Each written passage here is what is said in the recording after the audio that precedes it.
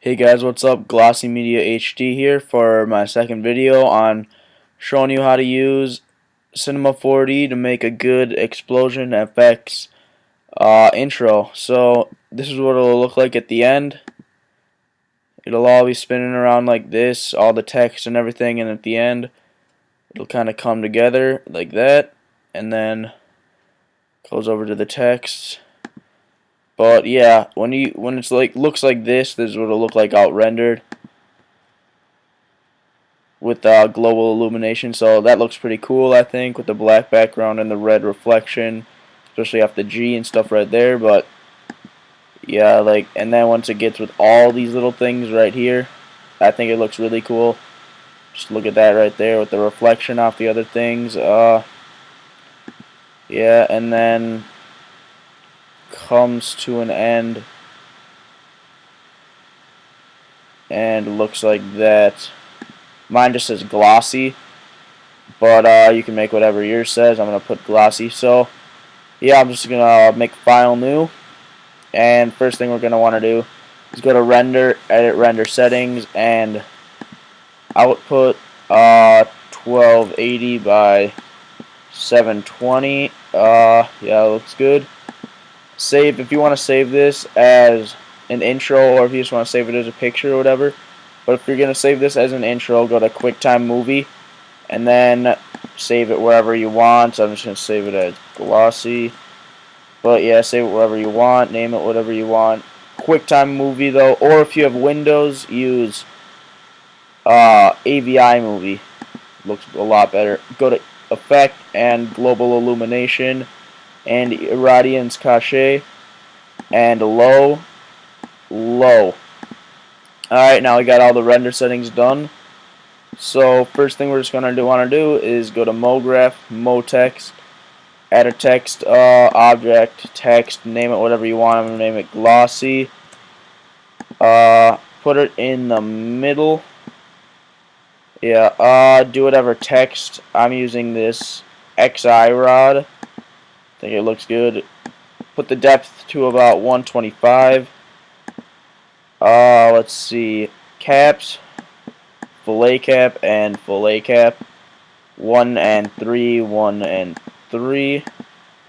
Just like that. Looks like this so far. Oh, you can't see it yet because there's nothing on it, but yeah, that's what it'll look like. And then you're gonna want to go to this button up here where this cube is. Hold down on it and make a plane. And then make it drag it so it's about as long as the text, a little bit longer, and drag it like this a little bit, and drag it above the text, so about this far, so it doesn't get in the picture.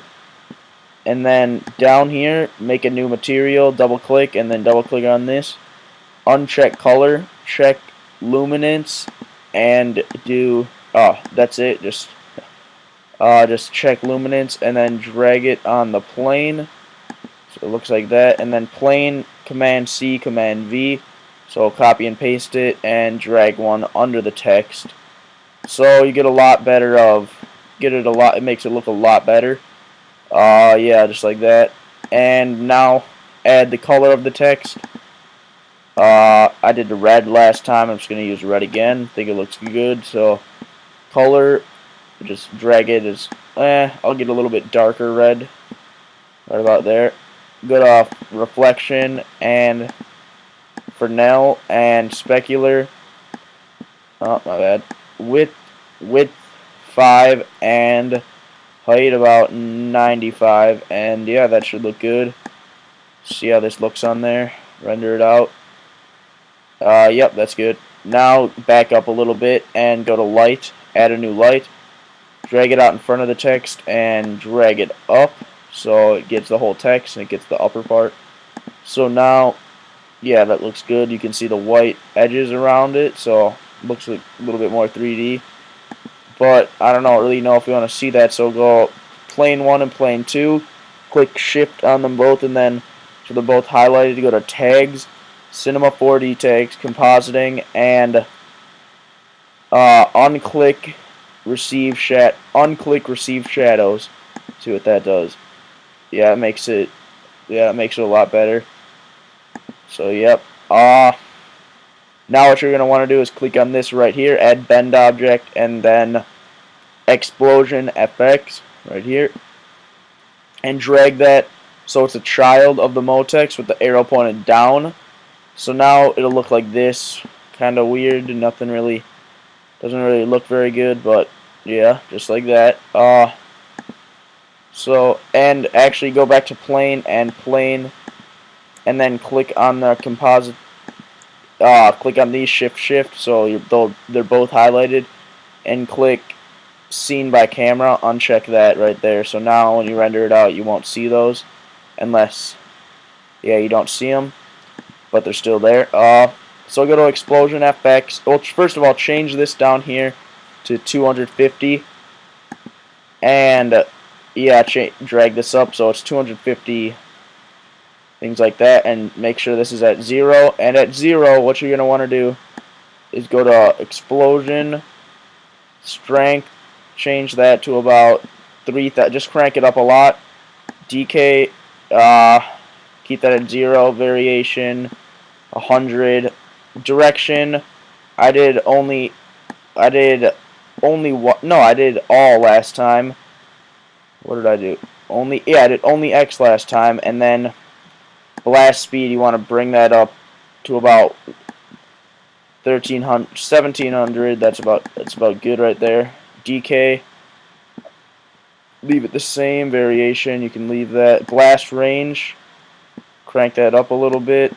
735 is good.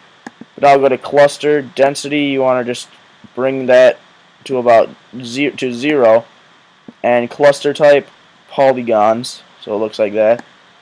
And disappear, check that, and click distant. Actually, yeah, just keep it at time, but start. Actually, just unclick disappear. Don't really know what it does. So thickness, make it pretty thin actually, so you get all those little specks and you can see it a lot better. But go to object time, yeah, drag that down to about 21.5, and gravity, you can change it to whatever. Variation, range, yeah, it doesn't really matter. But now, since that's all done like that, now click the keyframe right here, automatic keyframing, and drag to 0, or drag from 0 to 250. Click back on the explosion FX, do accelerate, and change everything back down to 0. Change this to, actually, my bad. Go undo that, undo everything, but keep this click down. Go to 0 and unclick it. Click it again. Drag it to about 80, like that, and explosion FX. Make the acceleration about 0. Range doesn't make a difference. But explosion, go from strength to just like that, and just down a lot more. DK still at 0. Variation, maybe go to 0. Blast time, make that a little bit slower. Blast speed, cluster thickness, you're gonna want to make it a little bit thick, a little bit like this. That looks pretty cool. Like this, 54, 55, and yeah, that's it for that. And then keep this hold down, and then drag it to about 180, and do strength, and make that 0. Cluster thickness, make that 0. And yeah, that's what it'll look like right there. See if that looks like it should normally look. Yep, just like that. So now it'll look like this. You play it, but it looks bad if you're just sitting there like this, so you kind of want to have a camera. See how this looks with all the particles. See if anything looks bad or dulgy. No, that looks fine like that. And so now what you're going to want to do is go back and add a camera right here. Camera, and uncheck this, and scroll in a little bit, yeah, just like this, and click keyframe, right there, and then drag it to about 80, right around there. Make it looking like right at one side of the text, just like that. And then click this keyframe, and then go to 140. I know this isn't looking like what I had before, but I think it looks fine just like this. And just get it one looking like this at the text, pretty close up of this side. And then click that, and now just drag it to about 245 and have it just looking at the whole text so you can read it all. And see if this looks good, render it out, see if you can see the whole picture, see if it's a good angle. And yeah, that's good. So yep, so now you're gonna play it and it'll go like this, just kind of turn around a little bit like that. You can see the whole thing, see it on both sides, and then slowly goes back to saying glossy. So yeah, this has been my second video. Just render it out if you want it to be your new intro, and thanks for watching, guys. Subscribe.